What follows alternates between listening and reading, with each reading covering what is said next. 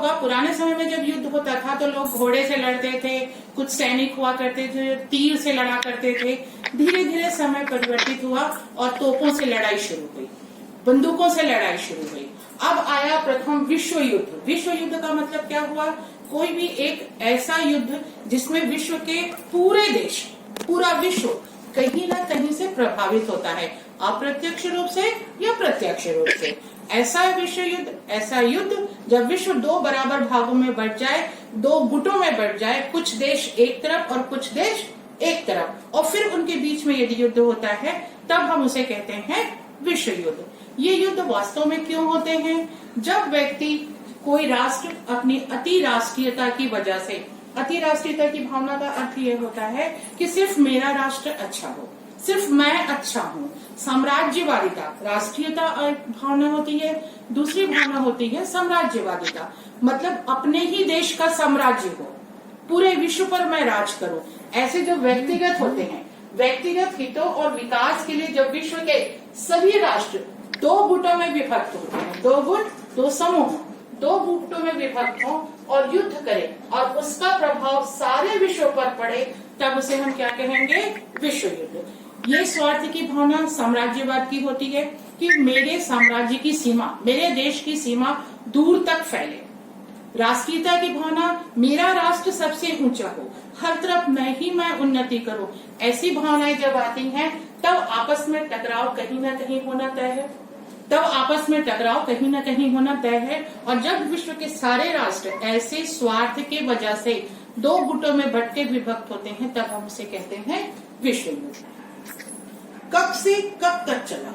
अगर युद्ध हुआ है, प्रथम भी हुआ, द्वितीय भी हुआ है, अभी फिलहाल हम प्रथम विश्व युद्ध के बारे में देख रहे हैं, तो ये है कि कब से कब तक चला? अगस्त 1914 से लेकर 1918। कितने साल तक चला ये? 4 साल तक। कितने साल तक चल गया ये? 4 साल तक ये युद्ध चला, जो कि अगस्त 1914 से शुरू हुआ और 1918 तक चला। किसके किसके बीच हुआ? आप अच्छी तरीके से समझते हैं कि जब युद्ध होता है तो कहीं ना कहीं दो समूह होते हैं। दो समूह में एक पक्ष था जर्मन साम्राज्य, तुर्की साम्राज्य और ऑस्ट्रिया। ठीक है, जर्मन, तुर्की और ऑस्ट्रिया। तो दूसरी तरफ क्या थे? ब्रिटेन, फ्रांस, रूसी साम्राज्य और संयुक्त राज्य अमेरिका। आप ये चीज देखिए, ये सारे देश जो थे वो यूरोपीय देश थे। अमेरिका जब इसमें जुड़ गया तो दूसरा महाद्वीप जुड़ा, मतलब दो महाद्वीप आपस में सीधे तरीके से जुड़े।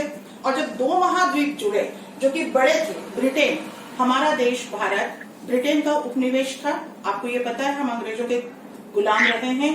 तो ये जितने भी साम्राज्य थे, दो भागे हैं, जर्मन, तुर्की और ऑस्ट्रेलिया, और ब्रिटेन, फ्रांस, रूस और संयुक्त राज्य अमेरिका। दो गुट हुए थे, दो भागों में। तो हमने ये देखा है कि ये जो ब्रिटेन है यूरोपीय देश है, संयुक्त राज्य अमेरिका दक्षिण एक बड़ा महाद्वीप है।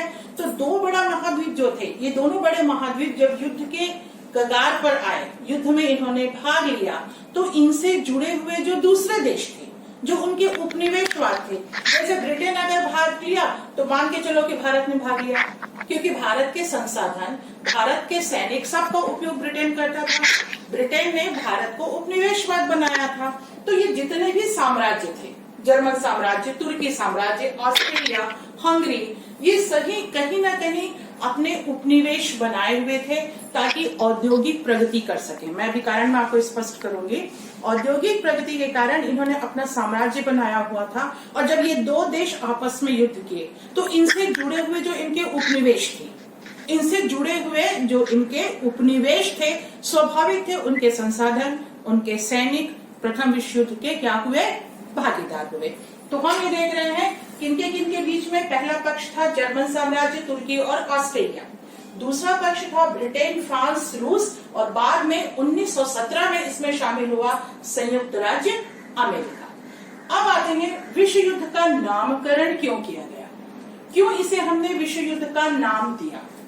उसका सीधा सा ये है कि सारे विश्व जब दो भागों में बंट करके अपनी साम्राज्यवाद नीति की वजह से, अपनी राष्ट्रीय नीति की वजह से एक दूसरे से आगे बढ़ने की होड़ में युद्ध करे और जिसकी वजह से विश्व के सारे देश सिर्फ युद्ध करें नहीं, सारे देश कहीं ना कहीं प्रभावित होते हैं। इसलिए इस युद्ध का नामकरण क्या दिया गया?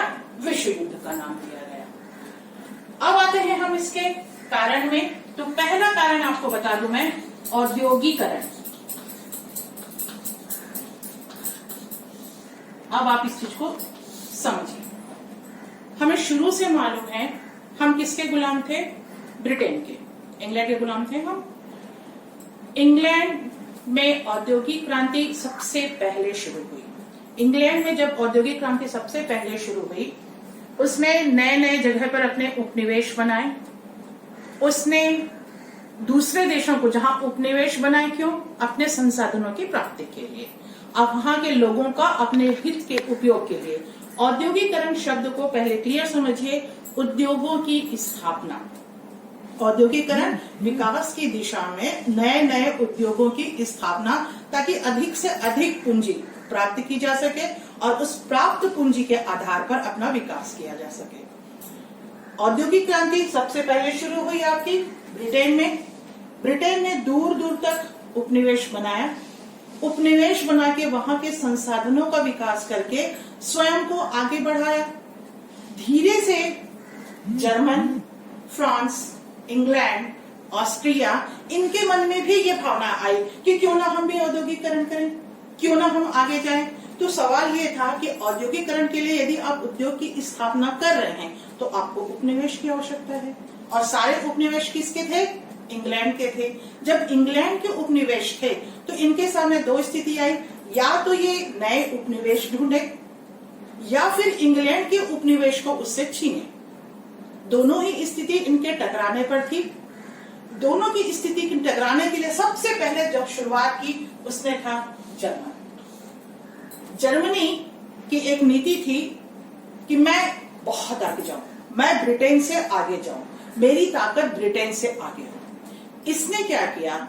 उस समय फ्रांस के एक खनिज संसाधन वाले क्षेत्र पर हमला किया और उस क्षेत्र को अपने साथ मिला लिया अपनी शक्ति को बढ़ाने के लिए। ठीक इसी प्रकार से उसने पोलैंड को भी अपने साथ मिलाया, अपने साथ संसाधन बढ़ाने लगा। ये उपनिवेशों की बढ़ती हुई प्रगति, ये जो उपनिवेश ये आगे आगे चलते जा रहे थे अपने साम्राज्यवाद को फैलाने के लिए, अपने आप को बहुत आगे करने के लिए, इनके साम्राज्यवाद की इस नीति में ये ब्रिटेन से टकराए। जर्मनी ने जब पोलैंड को अपने हक में किया, फ्रांस के कुछ खनिज पदार्थ जहां संसाधन निकाले जा सकते हैं, जहां उद्योगों के लिए कच्चा माल मिल सकता है, तो उद्योगों के कच्चे माल के लिए जब इसने उसमें हक जमाना शुरू किया, उस क्षेत्र पर अधिकार करना शुरू किया, तो स्वाभाविक है कहीं ना कहीं ये टकराते। और इनकी ये टकराहट जब थी तो यहाँ पर दो चीजें हैं। अगर आप चित्र को बहुत ध्यान से देखेंगे अपने पुस्तक में, अभी हम परिस्थितियां देख रहे हैं, तो जब आप इस चित्र को ध्यान से देखेंगे तो आप देखिए कि जो ऑस्ट्रिया है, ऑस्ट्रिया के बाजू से है आपका यहाँ पर सर्बिया जुड़ा हुआ है, हंगरी के पास में। ये सारे राष्ट्र यूरोप के थे। ये सारे राष्ट्र काहे के थे? यूरोप के थे। और यूरोप के ये सारे राष्ट्र अपने विश्व युद्ध के लिए एक पृष्ठभूमि तैयार कर रहे थे औद्योगिकरण की नीति की वजह से।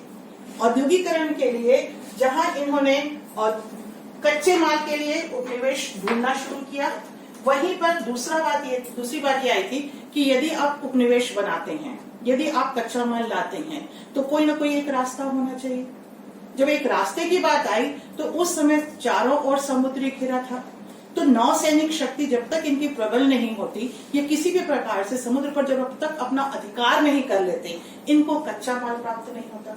और ब्रिटेन की नौसैनिक शक्ति उस समय सबसे ज्यादा थी, क्योंकि औद्योगिक प्रगति सबसे ज्यादा ब्रिटेन में ही हुई थी। ऑस्ट्रिया ने क्या किया? जर्मनी ने क्या किया? जर्मनी ब्रिटेन के नौसैनिक शक्ति पर अधिकार करना चाहता था। शुरुआत में जर्मनी के पास बहुत कुछ सीमित से साधन थे, लेकिन धीरे धीरे इसने क्या किया?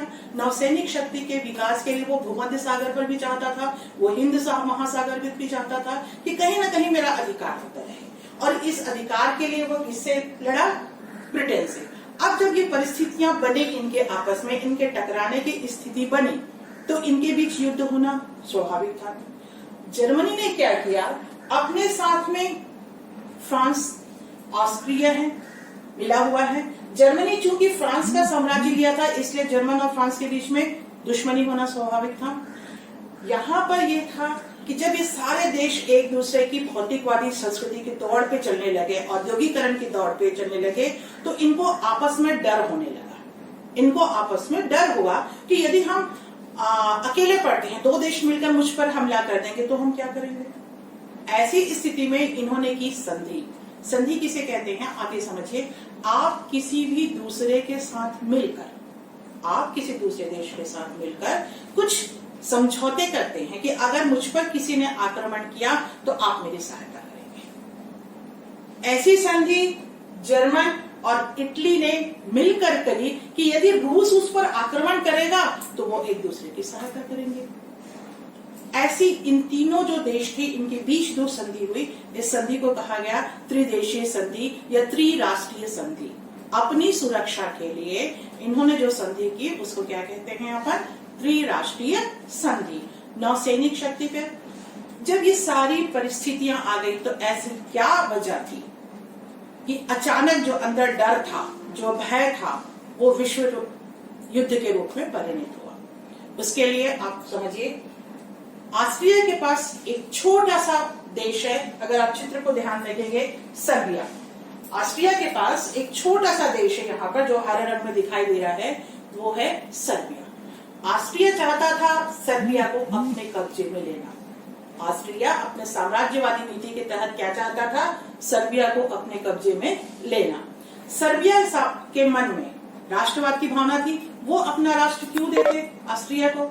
ऐसी स्थिति में क्या हुआ, अंदर अंदर सर्बिया के मन में ऑस्ट्रिया को लेकर के एक घृणा की भावना थी।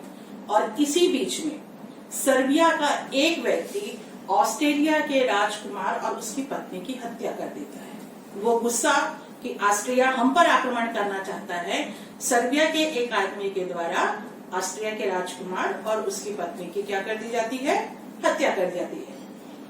हत्या होने के बाद में चूंकि वो राजकुमार था ऑस्ट्रिया का, तो ऑस्ट्रिया में कहीं ना कहीं बात आती है, ऑस्ट्रिया पलटकर सर्बिया पर आक्रमण कर देता है। जैसे ही ऑस्ट्रिया सर्बिया पर आक्रमण करता है, सर्बिया की सहायता के लिए कौन आ गया, रूस। सर्बिया की सहायता के लिए कौन आ जाता है, रूस। और वहीं जर्मन की सहायता के लिए कौन आ जाता है, जर्मनी की सहायता भी करते हैं। एक राष्ट्र जब दूसरे राष्ट्र के साथ मिलता है तो आप बहुत ध्यान से देखिए, ऑस्ट्रिया की सहायता के लिए कौन आ गया, जर्मनी, और सर्बिया की सहायता के लिए कौन आ गया, रूस। तो जब ये युद्ध होता है, एक दूसरे के मतलब एक से अधिक राष्ट्र आए, और जब एक से अधिक राष्ट्र आए तो इनसे जुड़े हुए जो दूसरा राष्ट्र धीरे धीरे करके, उसमें फ्रांस, उसमें इटली, ये सारे देश मिलते गए और प्रथम विश्व युद्ध हुआ। यहाँ पर संयुक्त राज्य अमेरिका इसमें बिल्कुल भी भाग नहीं ले रहा था। संयुक्त राज्य अमेरिका के जो युद्ध पोत थे, संयुक्त राज्य अमेरिका के जो पानी के जहाज थे जिसमें बैठ करके वहां के नागरिक जा रहे थे, उस जहाज को जर्मनी के सैनिकों ने डुबा दिया।